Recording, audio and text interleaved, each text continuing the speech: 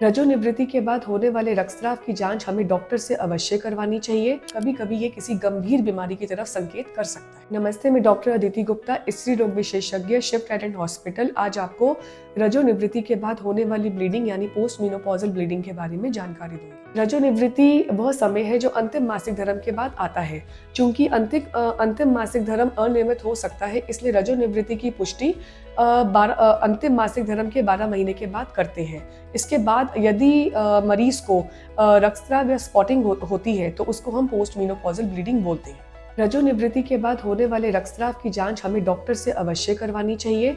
अधिकतर मामलों में इसका कारण सामान्य और इलाज योग्य होता है, पर कभी कभी ये किसी गंभीर बीमारी की तरफ संकेत कर सकता है। यदि समय रहते हमें रजोनिवृत्ति के बाद होने वाले रक्तस्राव का कारण पता चल जाए तो इस ब्लीडिंग का कारण बनने वाली अधिकांश समस्याओं, कैंसर सहित का हम सफलतापूर्वक इलाज कर सकते हैं। रजोनिवृत्ति के बाद होने वाले रक्तस्राव के कई कारण हो सकते हैं, जैसे कि योनि की परत का पतला होना व सूजन होना, जिसको हम एट्रोफिक वेजिनाइटिस बोलते हैं।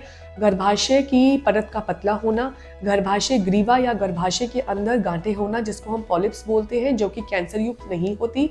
इसके अलावा गर्भाशय की परत का मोटा होना, जिसको हम एंडोमेट्रियल हाइपरप्लेजिया बोलते हैं, जो कि हार्मोन रिप्लेसमेंट थेरेपी के कारण हो सकती है। गर्भाशय ग्रीवा या गर्भाशय की असमानताएं, जैसे कि एंडोमेट्रियल कैंसर या ग्रीवा का कैंसर भी कारण हो सकता है। इसके उपचार से पहले स्त्री रोग विशेषज्ञ आपकी कुछ जांचें करवाएंगे और इसके लिए डॉक्टर आपका इतिहास लेगा।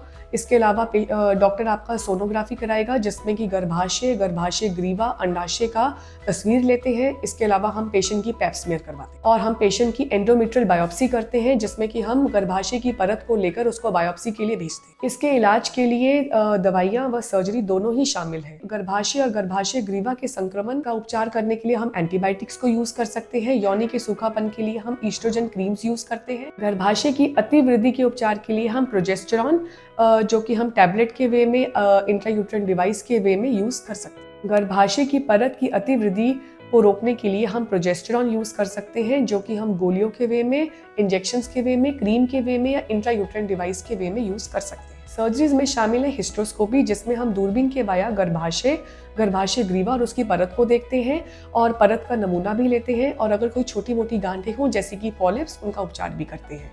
इसके अलावा हम डायलिटेशन एंड क्यूरेटाज कर सकते हैं, जो कि स्पेशली एंडोमेट्रियल हाइपरप्लेजिया वाले केसेस में करते हैं, जिसमें कि हम पेशेंट की परत का नमूना लेकर उसको बायोप्सी के लिए भेजते हैं। और अंतिम में हम पेशेंट की हिस्टेरेक्टमी भी कर सकते हैं अगर किसी को गर्भाशय या गर्भाशय ग्रीवा का कैंसर हो। Thank you.